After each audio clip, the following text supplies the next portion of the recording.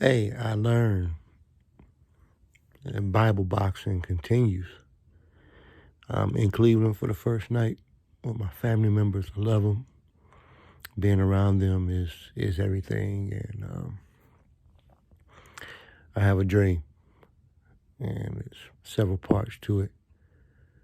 But any of you that have been blessed with a gift to decode, definitely appreciate it. But some of it might be crystal clear. First piece, two family members. We was in the basement, like diner, and we were leaving. Those two walked up ahead of me up the stairs. They was at the, top flight part of the stairs, and I noticed that they had left their wallets.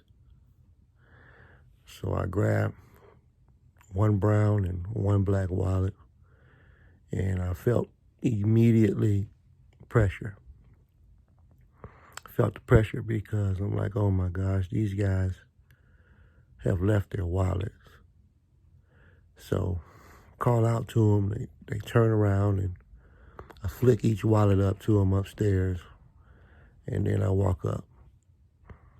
And that's the first part of the dream, and I felt myself being disgusted that they didn't remember their wallets, and that I gotta remember everything. Second part is on the bus. In Cleveland here it would be RTA, in Atlanta it would be the MARTA, and I don't know about San Francisco, California, different places, New York, Texas, or whatnot. But we were on the bus, and it was me and one of my cousins. And we were told that there was an incident and that somebody in the family on the bus was going to have to do 30 years in prison. And I wasn't there. I wasn't a part of the city, the environment, and I didn't know if it was anything that my cousin had done or was a part of that's causing these voices or whatever to say she got to do 30 years. But I found myself to get up, go and sit where he was at, and I said, let's pray. And I couldn't get a word out from crying so much because the thought of 30 years for anybody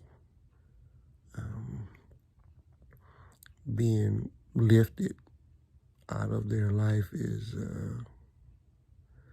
a crying thing. It's a telling thing. It's a scary thought. So I say, I'm holding his hands and he hasn't said a word. I'm trying to open my mouth to pray, but I'm just crying. And then I wake up. This is just part of the dream. I wake up and I'm crying in real life now. I'm glad that it was a dream. I'm glad that it was. Also, I saw him playing football as a young person, running, and all of the other kids was not able to run the way he could run. So they would, the coaches and different people would admire him. And I'm watching off of the bus. And he was a kid at this point in the dream. He gets back on the bus. He doesn't really say anything. And I'm celebrating. Wow, that's amazing running. But I knew that even though as a kid he was running like that, that you got to do 30 years in prison.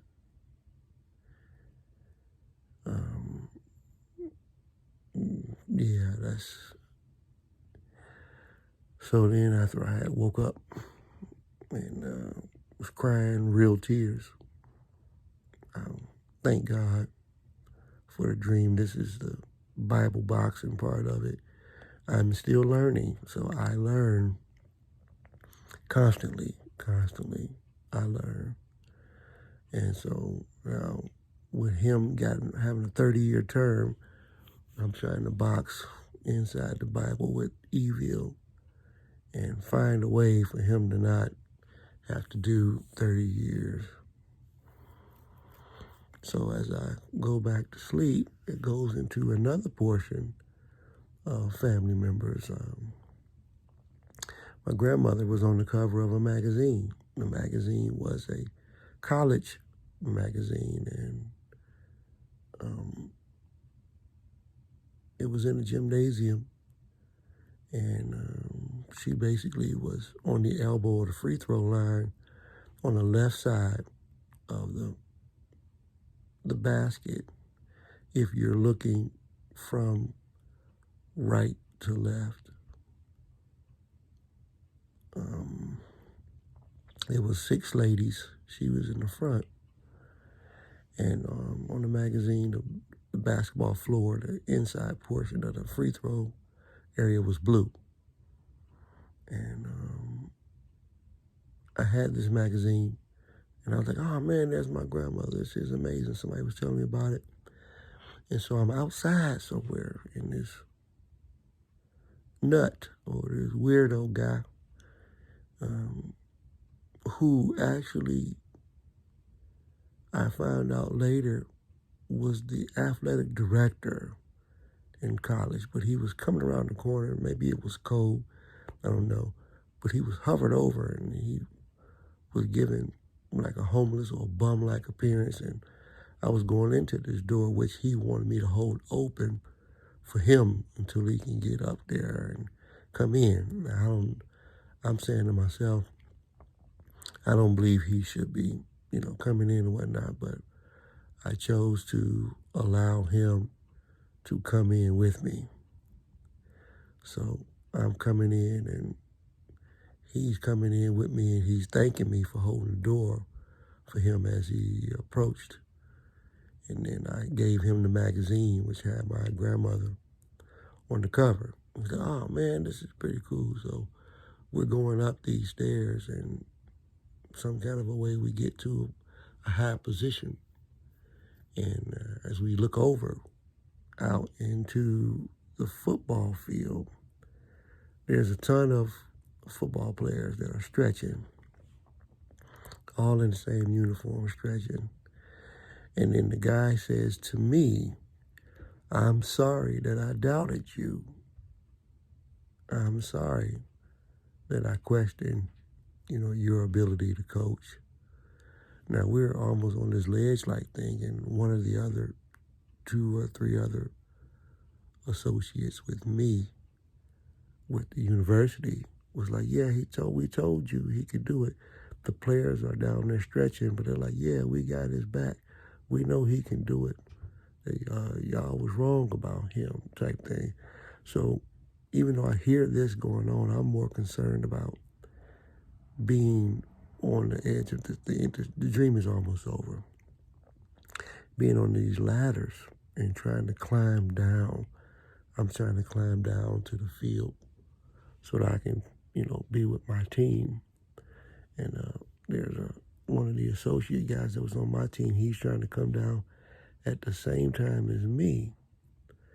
And then he says, and it's almost like he's trying to crawl over top of me to be first. So I decided to try to hold on to the side and try to let him come down in. And he says, oh yeah, I'm an old man. These stairs is wicked type thing.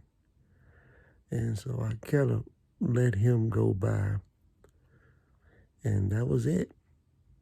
And I woke up. So there's my grandmother, there's my cousin, there's my friends in the dreams. That's everything. So this is I Learned, and this is Bible Boxing with Motel Granny the Great. As you can see, it's still very early in the morning. My first day in Cleveland. I want to thank God openly for the dreams, for the time, for everything. Hey, anybody can interpret any of that stuff for me, I appreciate it. Because interpreters, everybody is not gifted to be interpreters. So if you are gifted, I thank God and I pray that God blesses you, whether you interpret it or not. All right, I love y'all.